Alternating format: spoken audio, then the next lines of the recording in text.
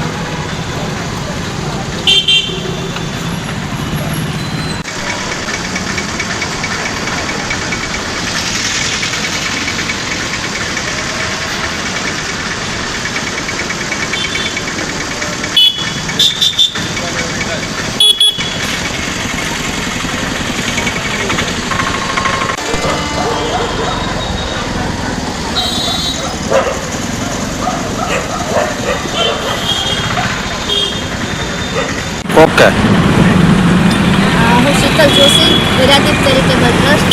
અમે દર વર્ષે અહીંયા ઘાયલ પશુ પક્ષીઓ માટે ડૉક્ટરની કામધેનુ યુનિવર્સિટીમાંથી ડૉક્ટરોની ટીમ બોલાવીએ છીએ અને 3 જગ્યાએ આ કેમ્પ રાખીએ છીએ પક્ષીઓની સારવાર માટે।